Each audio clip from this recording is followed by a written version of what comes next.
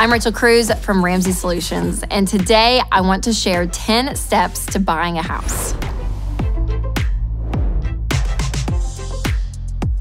Step number 1, decide you're ready to buy. So, how do you know that? Well, being ready to buy means that you've paid off all of your debt, you've saved 3 to 6 months of expenses in an emergency fund, and you have money set aside for a down payment. That's how you know you're financially ready. This is so important because when you buy a house, you are responsible for everything. All of the repairs, maintenance, and surprise expenses fall on you. So you need to make sure that you can afford it. Step 2, figure out how much house you can afford. You guys, this is where you set a home buying budget. If you're getting a mortgage, you want to buy a house that comes with a monthly payment of no more than 25% of your monthly take-home pay after taxes. Otherwise, you can end up being house poor. A weak down payment is a recipe for regret, I promise you. Do the hard work of saving up a big down payment now because it will save you worry, heartaches, and not to mention money down the road. So ideally, you want a down payment of at least 20% because then you can avoid PMI insurance, which is private mortgage insurance, which is an extra cost added to your monthly mortgage payment that doesn't help you out at all. But if you're a first-time home buyer, it's okay to put down 5 to 10%. But remember, you're going to pay extra because of the PMI fee. Step 4, get pre-approved for a mortgage. If buying a home in cash isn't possible right now, you'll need to get pre-approved for a mortgage before you even start shopping for a house. A pre-approval tells you how much of a loan that you qualify for. Your lender will double-check your financial info and submit your loan for preliminary underwriting. Next step is number 5, find the right real estate agent. I know you might think you can DIY this home buying thing, but that is a bad idea. You need help from an expert. The home buying process is complicated and confusing, and a buyer's agent can help you navigate it. They may even be able to help you find a house before it even hits the market. Plus, when it's time for you to make an offer, your agent negotiates on your behalf so you don't have to pay a penny more than you have to. Don't choose an agent just because he's your cousin's friend who seems nice. Buying a home is one of the biggest financial decisions in your life. You want someone with proven experience. Okay, now you're ready for the fun part. Step 6, finding your perfect home.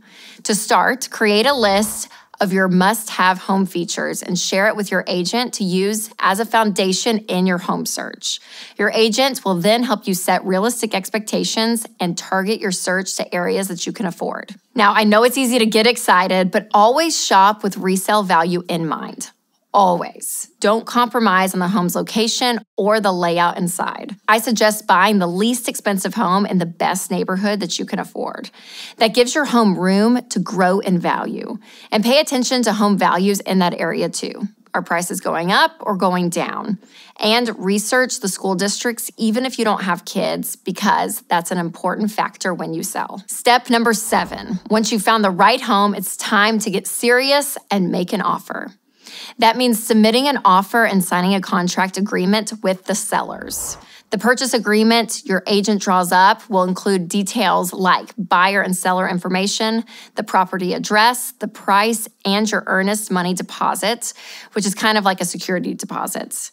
And it states the closing date as well as other contingencies. Step 8, get a home inspection and an appraisal. As a buyer, you have the right to a professional home inspection before you buy the house. And this is a super important precaution because it helps you from being blindsided by massive issues or repairs. If the inspector finds something big, you can ask the seller to fix it, lower the price, or cancel the contract. Now, if you're getting a home loan, your lender will require an appraisal of the property's value. This protects you from paying more than the home is worth. If the appraisal comes in lower than your offer, that could be a good thing. So ask your real estate agent's advice for what to do next. This brings us to step number 9. Be patient, you guys. Your lender will dig through many of your financial details to secure your mortgage, which could take more than a month to hammer out before your closing dates. Step 10, you've made it. You finally get to close on your house. But before you get the keys, you have one final sprint ahead of you: paperwork. You should receive a copy of your closing documents to review ahead of time so that there are no surprises on closing day. And like we talked about earlier, this is where you're most likely going to pay for closing costs, prorated property tax, home insurance, and homeowners association fees if necessary. And don't be shy about asking questions if there are any confusing terms or conditions. This is one of the most significant purchases you will ever make, and you should know exactly what you're signing up for.